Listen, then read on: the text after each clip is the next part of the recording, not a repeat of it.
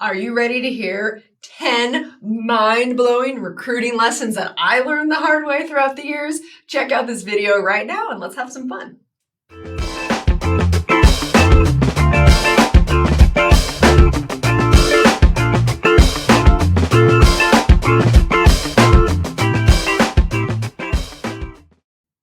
Hey, welcome to the Millionaire Recruiter. I'm Brianna Rooney, your Millionaire Recruiter. If you have not seen this channel before, it's all about making you the next Millionaire Recruiter. So let's get to it. So throughout the years, I have been doing more and more, like webinars and panels and fun little podcasts. It's been great. And so I'm constantly asked, what lessons have you learned? What have you done wrong? What could you tell people that they can learn from your mistakes? And it's like, God, this feels negative. Okay, fine. I have a great relationship with failure, so I'm just going to hit it with you. And this is going to be fun because I'm going to go through like this a few different times, maybe like once a month, once every 2 months. I'm going to hit you with some mind-blowing lessons. So here it is. Now, number one, a deal is not done until it's signed. They show up. They stay, and I get paid, okay? Now, here's the thing. You still need to celebrate the wins. The verbal offer is exciting. Woo! The signing of the offer is exciting. Woo! They show up. That's exciting. Woo! They're having a great time. Yes, those are all great moments that you're celebrating, but what you don't want to do is start spending that money before you get paid, okay? Because there are the F word, fallouts. Unfortunately, they do happen. Luckily, knock on wood, it's not often, but it does happen. And so what you don't want is to be on this insane high that if it does happen, you catapult to the ground and your life is over. Okay, been there, done that, learned that the hard way. All right, number two, fat cat syndrome. It happens to everyone, happens to the best of us. And if you've been in recruiting or if you've been in sales and you're telling me you have never had fat cat syndrome, let's be honest, you're lying. Fat cat syndrome. So this happens when you've closed so many deals, you have so much stuff going on in the pipeline because of all of the people in the end of stages and in offer stages. You're probably going to continue this role that you're on. So you stop working so hard. You stop putting up those numbers that you put up 2 months ago. Here's the thing, especially in recruiting, that what you did, let's say in January, you're going to start seeing the results in March. So it typically goes, 30 to 60 days behind your activity. So if in March you're rolling, you're having fun, and you're not working, you're going to get caught with your pants down come April and May. And it's going to come out of nowhere, and you're not even going to notice it. And it's because you had fat cat syndrome. So keep working, keep doing those things, that activity that you were doing that made you a lot of money. Do not stop. You cannot stop. Learn that the hard way. Okay, number three, mind-blowing lessons here. Yep, everybody lies. Yes, everybody lies throughout the entire process. But why do they lie? Not always because they're just dishonest, although some are, right? But no, it's because lots of times they don't want to disappoint you. They don't want to tell you bad news. They don't not want to take your offer. They really like you. There's all of those things. And so at the end, I always train my recruiters that if you have someone not accept your offer, you should have seen that coming. It shouldn't be a surprise.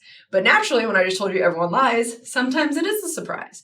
So my advice there is to be very transparent and very okay. So essentially less salesy, very okay with whatever happens, and let the client and the candidate know you are here for it and you want the best for them. That's really the only way to combat lying because it sucks. Lesson learned. Okay, number four. Shiny new tools do not mean it's better.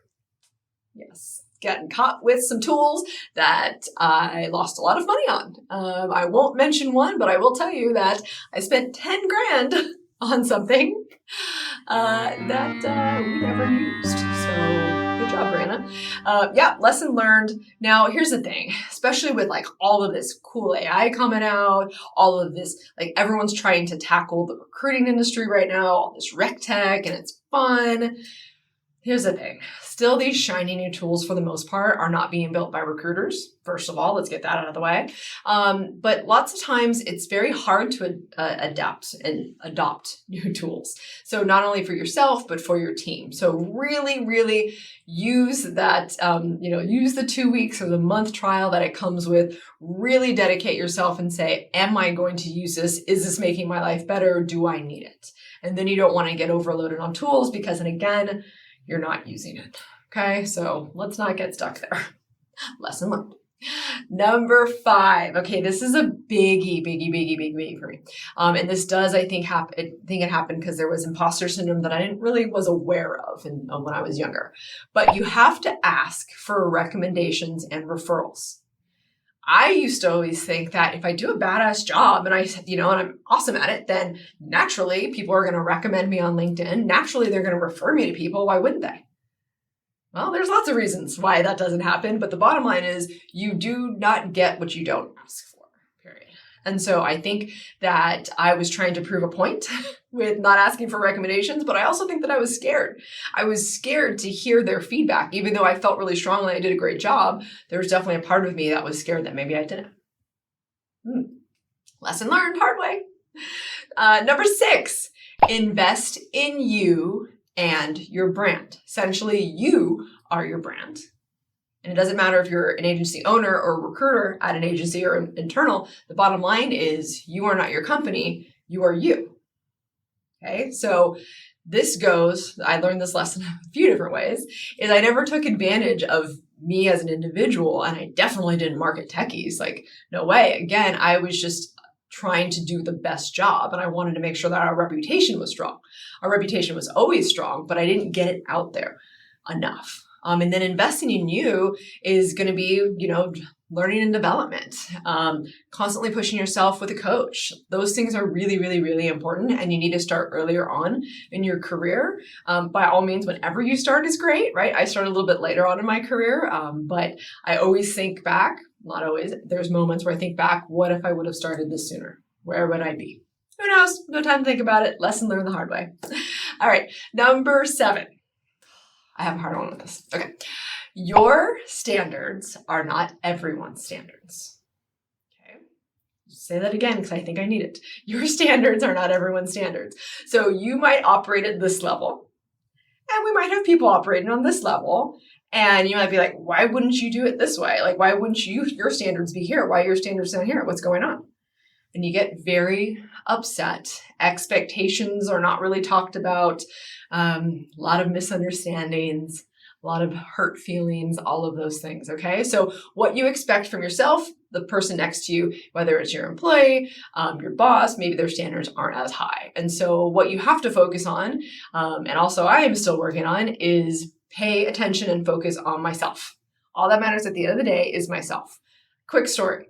Even in Orange Theory. So I'm like on a treadmill, I'm focusing. For the most part, I do, really I do meditate while I work out, which has really helped me. But there'll be times where I'll be watching this little slacker next to me, walking as opposed to what we're supposed to be doing. And I'm like, I'm so involved as to why they're not working hard. I'm like, why do I care? I should not care that they're not working hard. I need to care about if I'm working hard.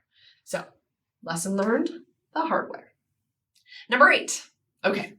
You always have to prep candidates for interviews. Always. Okay. Like you have to tell them what to expect. You have to tell them about the hiring manager they're going to talk to. You have to tell them, how long it's going to take for feedback. All of the what to expects are really, really, really important. And any inside scoop you have, please tell your candidates, come on, help them out, throw them a bone. That's why they work with you. Always prep them. Learn that the hard way. Number 9, I'm sure you guys have all learned this lesson, is it is always an interview. Always. It's never a get to know you, a casual chat, or hey, let's just talk to the hiring manager before we offer your candidate. It's never casual. They are always, always interviewing your candidate, even when they say they're not. So this goes back to prepping your candidate to always take that interview and always be prepared. So although those are 8 and 9, I really felt that they were different enough because those are 2 different lessons. All right. And number 10, and I'm going to hit it. And this is exactly what my dad has told me my entire life. And now here I am, a grandmama at age 38, telling you, you don't know what you don't know till you know it. Lesson learned. The reason why I bring that up is because you can't dwell. You can't think about, well, I didn't see that one coming. I've never seen that happen before. I think we get into this habit of venting and wanting to blame others. And so if you didn't expect it, you don't want to feel dumb. So you're just like, oh, no, that's just never happened before. It's unbelievable. And I think by saying those things, it helps you feel better and it helps you process it. But the bottom line is you just didn't know it. Who cares? Move forward. So that is my top 10 recruiting mind-blowing lessons learned the hard way. I've got plenty more to share, so I'm sure you'll be seeing this in the next couple months. Share, what have you learned? Not just for yourself. What is this channel? What have you learned from this channel? Have you learned anything the hard way? Or did you just take my word for it? Because here's the thing. We all learn things the hard way. Sometimes, you could literally sit down and say, well, this is exactly what's going to happen in your life for the next 5 years. It's not going to matter because you still have to learn things the hard way. Hopefully, you take into account some of these lessons and you think a little bit harder the next time it happens. All right. Good luck. You all have fun. Remember, right now, July, it's a hot, sizzling month, not just weather-wise, but recruiting-wise. You should really, really, really make some of the most amount of money during this month. So go get it. And if you need help open up your agency, you want to do it fast, do it through the Millionaire Recruiter program because we're here to help you. We're here to accelerate your growth and really push you out of your comfort zone. All right, y'all. I will see you every Thursday at noon. And don't forget that money is just a vessel to do all the amazing things you want to go do in life. Go do it. Go live it. See you next week. You know you want to check out the program. You ready? You're ready.